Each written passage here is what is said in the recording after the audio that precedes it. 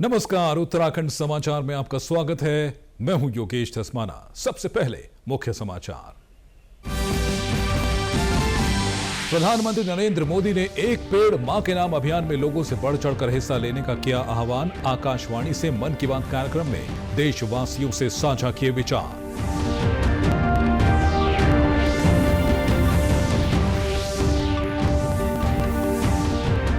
मुख्यमंत्री पुष्कर सिंह धामी ने देहरादून के क्लेमेंट टाउन स्थित बौद्ध मठ में सुनी प्रधानमंत्री के मन की बात। कहा, पर्यावरण संरक्षण और जल संचय के लिए प्रदेश में चलेगा अभियान।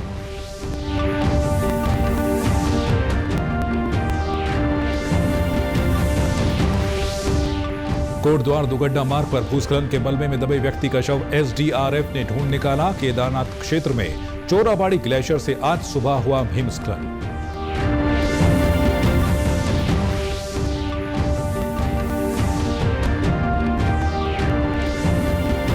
और पर्यटकों को खूब भा रही है लैंसडाउन की नैसर्गिक सुंदरता, स्वच्छता और शांति।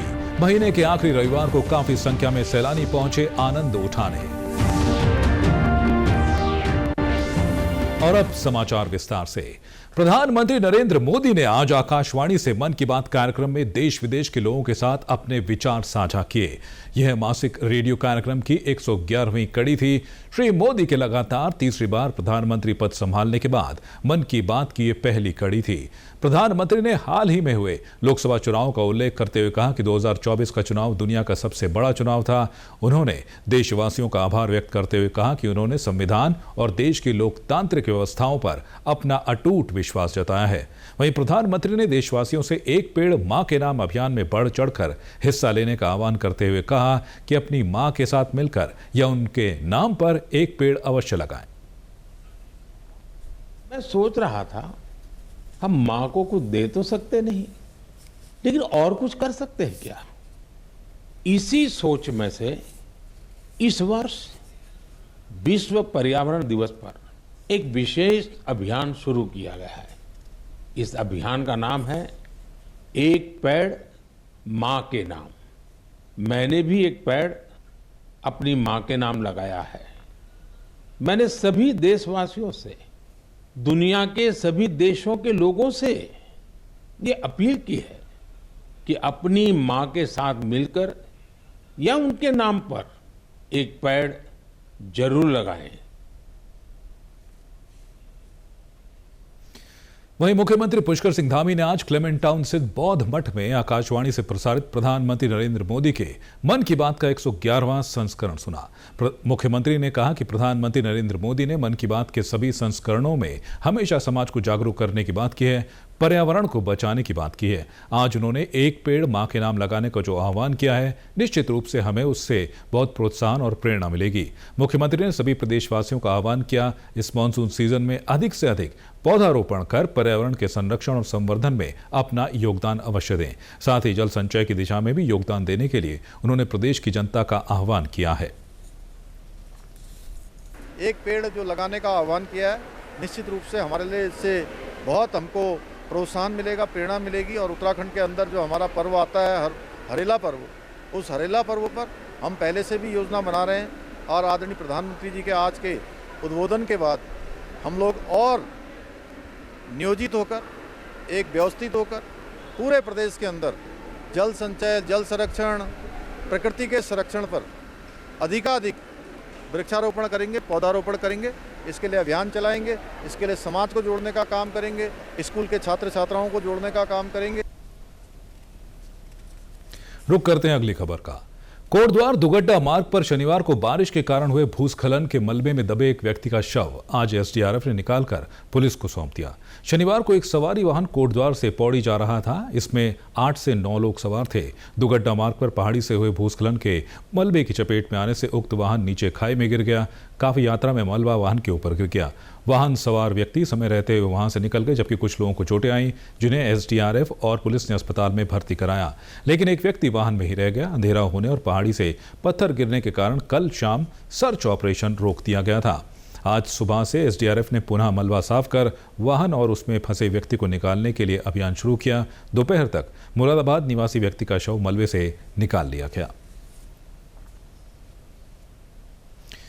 केदारनाथ से करीब 4 किलोमीटर ऊपर हिमालय क्षेत्र से लगे चोराबाड़ी ग्लेशियर से आज सुबह हिमस्खलन हुआ। इस घटना से कुछ देर सफेद धुएं का गुबार नीचे की तरफ तेजी से बढ़ता हुआ गहरी खाई में समा गया।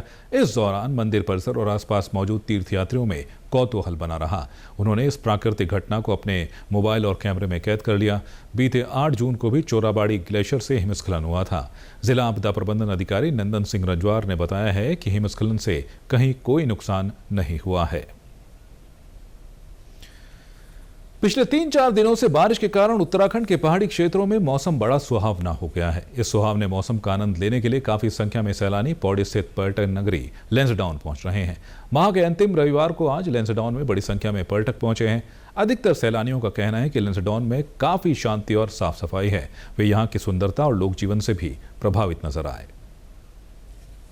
बहुत अच्छी जगह है ये लैंसडाउन, और क्या नाम है, मौसम भी यहाँ पे कभी बारिश हो जाती है, कभी एकदम से धुंध हो जाती है। बहुत अच्छा है वेदर यहाँ पे। एक तो वेदर बहुत अच्छा है और जहाँ हम लोगों ने स्टे किया है वो बहुत अच्छा है। सारी सुविधाएं, हमने होटल्स भी बहुत ज़्यादा ट्राई करे बट वहाँ पे वो उतना एंजॉय नहीं मिला जितना यहाँ पे हमने करा। होम स्टे में यहाँ पे खाने की भी सुविधा अच्छी, बैठने की, पीछे देखो सारी जगह हम बैठ सकते हैं, खुला कहीं पर भी बैठो, पूरी रात अपना कुछ भी इंजॉय करना है तो अच्छा है सारा। मैं तो सबको कहूँगी जो भी भाई दिल्ली से यहाँ घूमना है तो यहाँ पे होम स्टे ज़रूर ट्राई करें और यहीं रुके। हाँ, ये है कि उसमें जो नॉर्मल वैसे जो होटल्स में हम लोग रुकते हैं वो सारे बंद है। यहाँ पे खुला आगे गार्डन है ना, टेरेस भी है, बाहर ये खाना वाना खाने के लिए बाहर टेबल वेबल अच्छे से लगा रखी है। तो मतलब ये मज़ा आ रहा है खुले में बैठने में, लग रहा है हाँ कि भाई हम कहीं आए हुए। और लैंसडाउन आने वाले पर्यटक प्राकृतिक सौंदर्य को निहारने के साथ ही यहाँ स्थित सेना के म्यूजियम का भी भ्रमण कर रहे हैं। बाकी हिल स्टेशन गए पर यहाँ पे बहुत अच्छा लगा कि काम है, क्लाइमेट बहुत अच्छा है और क्लीन है। आसपास पहाड़ है और बादल, जो मौसम बड़ा अच्छा लगा, वेदर भी, और सब अच्छा ही लगा इसका। अभी हमने टिप एंड टॉप देखा है और वो क्या था, भूलाताल देखा, कालेश्वर मंदिर, सेंट मैरीज चर्च, पुराने जमाने की भी थी सारी राइफल्स वगैरह और सारे उनके जो अवार्ड थे, म्यूजिकल इंस्ट्रूमेंट्स भी थे, अवार्ड्स भी थे और जो म्यूजिकल इंस्ट्रूमेंट भी थे और खेलने वाले स्पोर्ट्स के उनको जो मिले प्राइजेस वगैरह वो भी। और सैलानियों के पहुंचने से यहां सभी तरह के व्यवसाय में भी इजाफा हो रहा है। गढ़वाल मंडल विकास निगम के पर्यटक आवास गृह समेत सभी होटल और होम स्टे बुक हैं। कभी वो हमें बोलते पहाड़ी डिशें बना दो तो वो भी हम उनके लिए बना लेते हैं। कभी बोलते हैं कोदे की रोटी बना दो, झुंगारू बना दो तो वो भी हम उनके लिए बना लेते हैं। तो ज़्यादातर मतलब ये भी होता है, कोई बोलता है भैया पहाड़ी स्टाइल में दाल बना दो, या ये वो एक होता है जैसे आलू की खिचड़ी होती है तो हम पहाड़ी स्टाइल में उसको वो भी बना लेते हैं। तो मतलब ऐसा है कि मतलब नॉर्मली हम जो पहाड़ी हम लोगों का व्यंजन है उसी के अनुसार हम लोग ये बनाते हैं। और यहां वक्त हो चला एक छोटे से ब्रेक का। ब्रेक के बाद फौरन हाजिर होते हैं। आप बने रहिए डीडी न्यूज उत्तराखंड के साथ।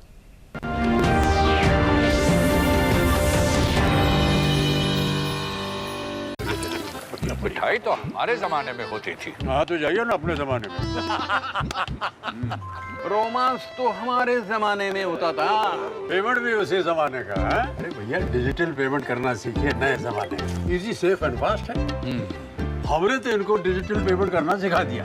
आपने ये सेल्फी लेते हैं, ये हमारे जमाने का है। आरबीआई कहता है कि डिजिटल पेमेंट अपनाओ, औरों को भी सिखाओ।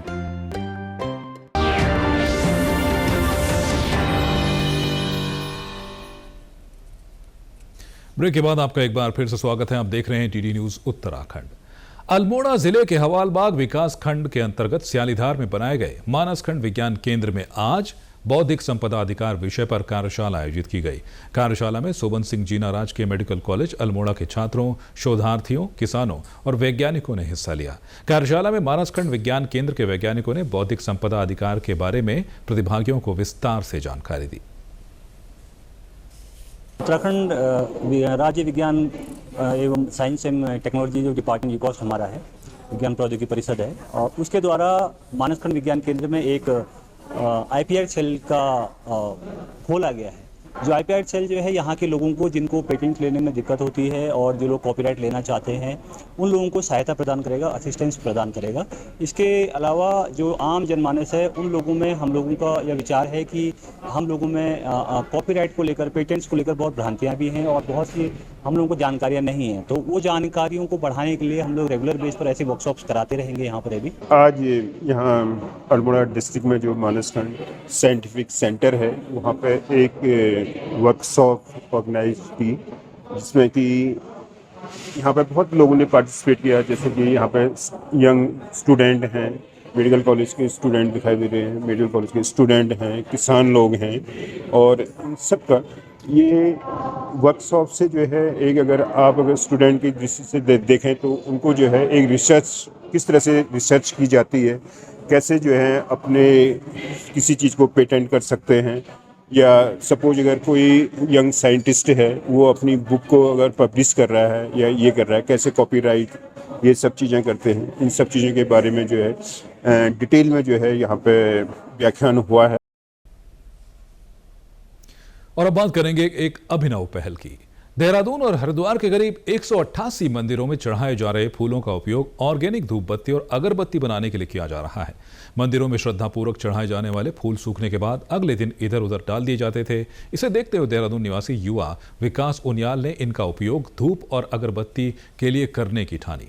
इसके लिए उन्होंने पहले लखनऊ, कानपुर और देहरादून में ट्रेनिंग ली। इसके बाद देहरादून और हरिद्वार नगर निगम के साथ मिलकर फूलों का उठान और उससे धूप व अगरबत्ती निर्माण शुरू किया।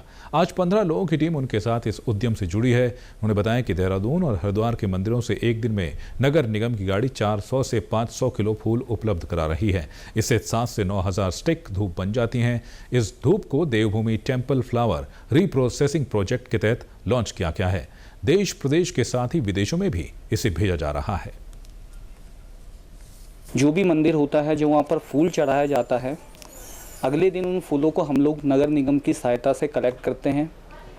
अपनी फैसिलिटी जो हमारा यहाँ पे प्लांट है वहाँ पे हम इसको लाते हैं और यहाँ पे हम लोग जो है महिलाओं के द्वारा इनसे हर्बल धूप और अगरबत्ती बना रहे हैं। लगभग 188 मंदिरों का जो फूल है देहरादून में, वो लगभग 188 मंदिरों से हम लोग फूल उठा रहे हैं। 34 मंदिरों से हम लोग हरिद्वार में उठा रहे हैं। रिसेंट अभी हम लोगों ने बद्रीनाथ शुरू किया है, जिसमें कि हम लोग वहाँ पर जो तुलसी चढ़ती है उस तुलसी को लेकर भी उसी फ्रेग्रेंस की धूप और अगरबत्ती हम लोग बना रहे हैं। देहरादून शहर के साथ ही देश में गुजरात, दिल्ली, चंडीगढ़, महाराष्ट्र, इन राज्यों में भी हम लोग जो हैं अपने प्रोडक्ट को भेज रहे हैं। इसके अलावा हम लोग अभी जापान, इंडोनेशिया, चाइना, इन जगहों पर हम लोग एक्सपोर्ट भी कर रहे हैं। ये जितना भी प्रोडक्शन हमारा होता है, जो फूलों से धूप और अगरबत्ती तैयार होती है, ये सारा नेचुरल प्रोसेस है। और धूप बत्ती और अगरबत्ती बनाने वाली विकास की यूनिट में कार्यरत महिलाएं भी काफी खुश हैं। उनका कहना है कि उन्हें अनुभव के साथ ही आय भी हो रही है। पैकिंग वगैरह है यहाँ पे, कोन वगैरह है, जो हम लोग डिपिंग वगैरह करते हैं उसको पैकिंग करते हैं, उसकी ये करते हैं यहाँ पे। धूप बत्ती जैसे जैस्मीन हो गई, तुलसी हो गई, रोज़ हो गई, लेवेंडर हो गई, ये सब बनता है यहाँ पे। मंदिरों से फूल आते हैं, उनको सुखाते हैं, पाउडर बनाते हैं, नेचुरली मतलब धूप बत्ती यहाँ पे बन रही है। अच्छा लगता है कि हमें पता चल रहा है कि अच्छी वो बन रही है यहाँ पे। पहले हम जलाते थे वैसे बाजार की, वैसे पता नहीं था कि कैसे है बन रही। अब ये नेचुरली बन रही है तो हमें अच्छा लग रहा है, देख रहे हैं हम, सीख गए हम पूरा काम यहाँ पे, अच्छा लगता है हमें। हमें यहाँ पे काम करना बहुत अच्छा लगता है। हमें 1 साल होने वाला है यहाँ पे हम काम करते हैं। धूप बत्ती वगैरह कौन बनती हैं, फूलों को सुखाई होती है, इनको पीस के धूप बत्ती बनाते हैं, अगरबत्ती बनाते हैं, और हमें बहुत अच्छा लगता है कि हम यहाँ पे काम कर रहे हैं। तो प्रदेश के समाचारों में बस इतना ही। चलते चलते मुख्य समाचार एक बार फिर से। प्रधानमंत्री नरेंद्र मोदी ने एक पेड़ मां के नाम अभियान में लोगों से बढ़ चढ़कर हिस्सा लेने का किया आह्वान। आकाशवाणी से मन की बात कार्यक्रम में देशवासियों से साझा किए विचार।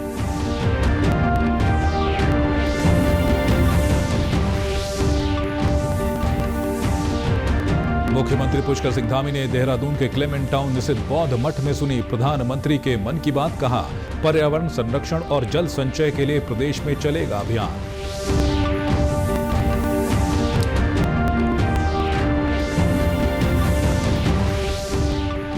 कोटद्वार दुगड्डा मार्ग पर भूस्खलन के मलबे में दबे व्यक्ति का शव एसडीआरएफ ने ढूंढ निकाला। वहीं केदारनाथ क्षेत्र में चोराबाड़ी ग्लेशियर से आज सुबह हुआ हिमस्खलन।